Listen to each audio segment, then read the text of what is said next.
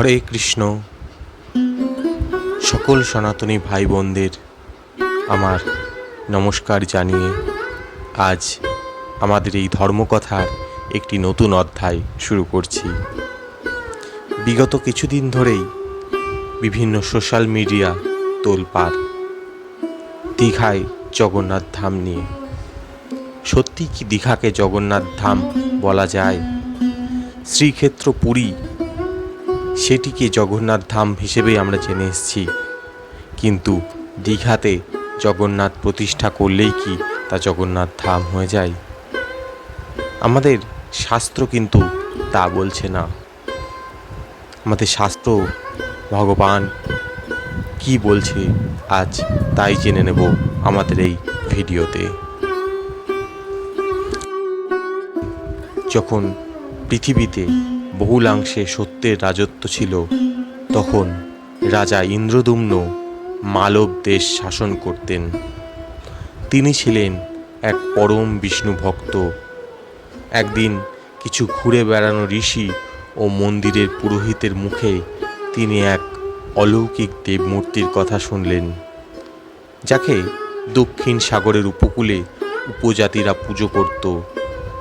নীলাচল নামক এক পবিত্র পাহাড়ে শবর গোষ্ঠীর মানুষ নীলচে নীলা রঙের এক অলৌকিক বাসুদেব মূর্তিকে পুজো করত।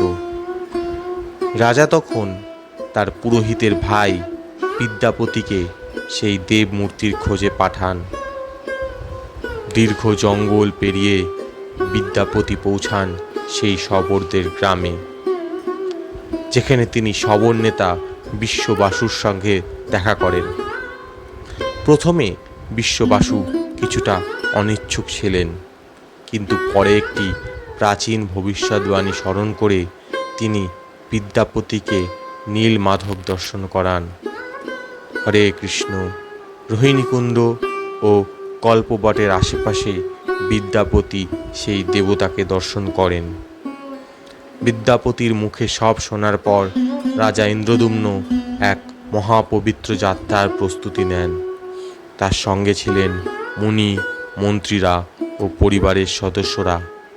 স্বয়ং ব্রহ্মার আদেশে ঋষি নারদও সেই যাত্রায় যোগ দেন। বলা হয়েছিল নীলকান্ত মূর্তি একসময় অন্তর্হিত হবে। যখন তিনি মূর্তি বানাবেন তখন যেন কেউ উকি না মারেন। কিন্তু রাজার অধৈর্যতায় দরজা খোলা হলে তিনি কাজ অসমাপ্ত রেখেই চলে যান। এ কারণে আজও জগন্নাথ দেবের মূর্তি অপূর্ণ, অথচ পূর্ণতার প্রতীক। কোনো রূপের বন্ধনে আবদ্ধ নন তিনি।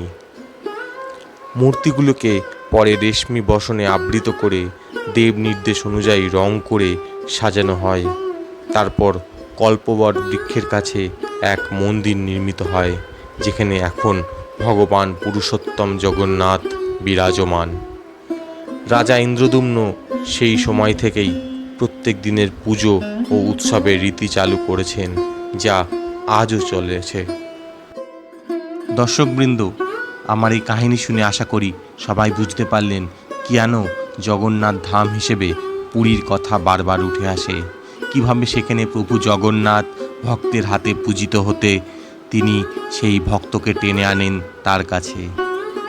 কেনই বা তার দুটি হাত অসম্পূর্ণ, তবুও অসম্পূর্ণ হয়েও তিনি সম্পূর্ণ।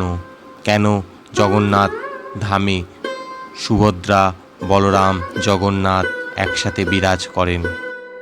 এর পাশাপাশি দীঘায় জগন্নাথ মন্দির প্রতিষ্ঠা হলেও তাকে আমরা কখনোই জগন্নাথ ধাম বলতে পারবো না।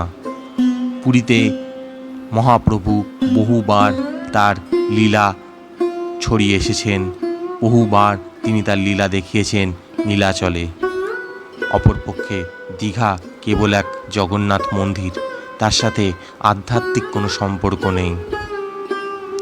আজকের আমাদের এই বিশেষ এপিসোড ভালো লাগলে অবশ্যই লাইক কমেন্ট করবেন, আর একবার কমেন্টে জয় জগন্নাথ লিখে যাবেন, আর আমাদের চ্যানেলে অবশ্যই সাবস্ক্রাইব করে দিয়ে যাবেন।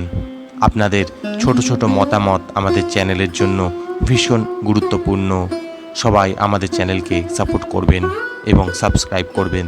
ধন্যবাদ প্রিয় দর্শকবৃন্দ, ভালো থাকবেন। দেখা হবে পরের ভিডিওতে।